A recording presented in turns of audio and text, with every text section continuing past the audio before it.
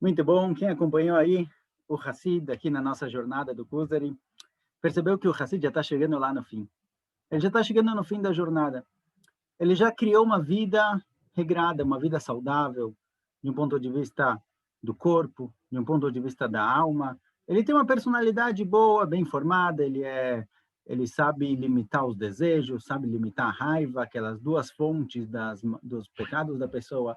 Ele tem um controle sobre o lado emocional dele, ele sabe como lidar com tudo isso, ele vive bem, ele vive com tranquilidade, e não só isso, ele já tentou chegar num nível mais alto, ele já puxou a vida dele para um lado espiritual. Ele já se utilizou do controle que ele tem sobre o corpo para elevar ele para um nível mais alto, para Dvekut Be'elokim, para se aproximar de Akadosh Baruch Hu. Então, a vida dele não é só uma vida material, que ele é organizado e é tudo certinho, saudável, e ele se dá bem com as pessoas. Ele é uma boa pessoa, com certeza, porém ele tem algo a mais. Ele tem um lado espiritual aqui. Ele traz para a vida dele a Kedushá, a santidade. E nesse meio tempo, enquanto ele está tentando chegar lá na frente, enquanto ele está tentando fazer a jornada dele, ele buscou uma forma de se livrar daqueles pensamentos negativos, de se livrar de tudo aquilo que polui a mente e a existência dele. Isso a gente falou que foi mais ou menos através da meditação, uma forma na qual ele buscou se esvaziar completamente, esvaziar todos os pensamentos anteriores, os pensamentos antigos que ele tinha dentro dele, e buscar criar dentro deles novas memórias, digamos assim, novos conceitos, novas formas de ver a vida. E ele, através da meditação, ele pensando em questões, em acontecimentos judaicos que têm um significado mais forte, como a entrega da Torá, e a Kedat Yitzhak, o autossacrifício, ele trouxe para a vida dele novos valores e novos conceitos, se libertando do que tinha antes. Nesse ponto, nesse momento, ele chega finalmente no que define ele como Hassid. Qual a diferença entre o Hassid e o Tzadik? Se a gente perguntar para alguém, para um Yehudi, o que você quer ser na vida? Tzadik? Hassid? Dificilmente a gente vai saber qual a diferença. Não tem o Tzadik, tem o Hassid. Os dois são mais ou menos igual, mais ou menos a mesma coisa. Qual a diferença entre eles, realmente? O Kuzari nos mostra qual a diferença. O Tzadik, é aquele sobre o qual está escrito Patsuk, Sheva e Pol Tzadik Vakam. O Tzadik, ele cai 7 vezes e ele levanta. Ele cai, ele continua levantando, mas ele cai, ele cai, ele cai e ele continua levantando 7 vezes. Ou seja, o número 7 representa a natureza da existência. Certo? A gente tem 7 dias na semana, o mundo foi criado em 7 dias. O número 7 representa a natureza do mundo. O tzadik, a natureza dele é cair. Ele tem etzerará, ele tem vontade de pecar, ele tem vontade de fazer as coisas erradas. E o que transforma ele em tzadik é o fato de que ele vence esses testes, vence essa vontade de pecar. Yosef, um dos filhos de Jacob, ele é chamado de Yosef Atzadik. Por quê? Porque ele vivia no Egito, ele vivia no mundo de testes, no mundo de dificuldades, ele tinha várias situações na qual ele podia pecar ou não pecar, ele tinha decisão, ele tinha escolha, ele tinha o Yetzirah que empurrava ele para fazer o pecado, mas ele se fortificou e ele venceu essa má inclinação, essa vontade negativa. Esse é o que transforma ele em tzadik. O Hassid, ele não é assim. O Hassid, ele não desde pequeno, digamos assim, mas ele chegou num nível no qual, mesmo o mau instinto dele já não é tão forte. Já puxa ele para as coisas boas, digamos assim. Ele não tem mais guerras, ele não tem mais lutas dentro dele. Por isso, falo Kuzari, o Hassid chegou num nível que todos os órgãos, toda a existência da pessoa servem ele, puxam ele para as coisas positivas, estão lá dispostos, prestando atenção, olhando para cima, pedindo, perguntando para o Sechel, perguntando para a Neshama, para a alma da pessoa, o que eu faço? Como eu posso fazer agora alguma coisa boa? Agora ele já age com agilidade, com perseverança, com alegria, ele já faz as mitzvot de forma de Hassid. A vida dele são as mitzvot, ele já está alegre, ele já está contente com isso, ele não tem, isso não cansa ele, isso não dá para ele preguiça, ele tem vontade, ele faz tudo isso com alegria. Esse ele chegou no nível de Hassid. Importante ressaltar que a grande maioria das pessoas não chega no nível de Hassid, certo? O nível de Hassidut é um nível a mais. Isso é chamado de Lifnim Mishurat Adin. É além do obrigatório. Obrigatório pela Torá, obrigatório pelo judaísmo, o que a Kadosh Baruch Hu espera da pessoa é que ele seja tzadik, e que ele tenha desafios, em que ele tem o Yetzer Hara tentando atrapalhar, fazer ele cair, e ele vença isso. E ele siga em frente, vença. Hassid, aquele que se purificou a tal ponto de que mesmo a natureza dele virou algo bom, isso daqui é um nível além, isso daqui é um nível a mais, que não é para todo mundo.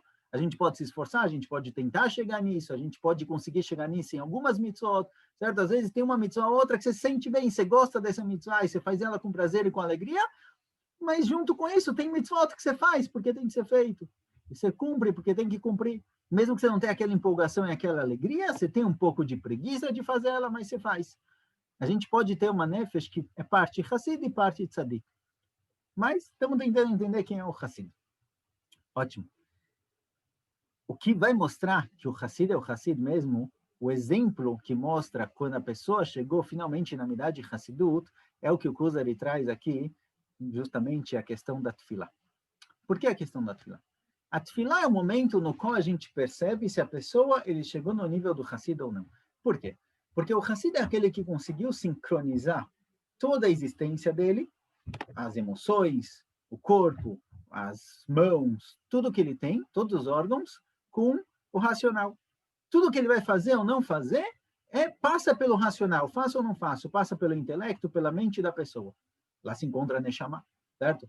Betzelem Elohim, a pessoa que foi criada Betzelem Elohim, na semelhança divina, o Rambam fala o que é a semelhança divina? Deus não tem corpo, o que é? O ser humano é parecido com Deus? É um espelho? Não. Betzelem Elohim, fala o Rambam, representa a capacidade intelectual, racional da pessoa de tomar decisões. O Hassid é aquele que chegou numa situação em que o corpo dele, toda a existência dele está sincronizada com o racional. E na Tefilá a gente pode notar isso, na Tefilá a gente pode perceber. Por quê? Porque a Tefilá é geralmente, para a grande maioria das pessoas, o momento no qual ele está mais disperso. Você vê a pessoa rezando, balançando com o corpo, falando as palavras, mexendo às vezes no sidur, mexendo às vezes em alguma coisa, e a cabeça em outro lugar. Ou seja, o corpo está balançando, a boca está falando, todo o corpo está se mexendo, mas a cabeça está completamente em outro lugar, completamente dispersa. A pessoa está mefuzera, está espalhada por aí. Cada parte dele está em outro canto. O Hassid, daquele que conseguiu sincronizar toda a existência dele, ele não. O Hassid, toda palavra que ele fala, a boca dele só consegue falar, o corpo só se mexe se o Sechel for para ele fazer isso, se o intelecto for para fazer isso.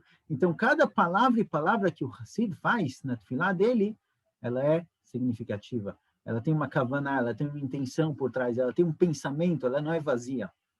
Lá, na tefilá, a pessoa pode ser reconhecida como Hassid.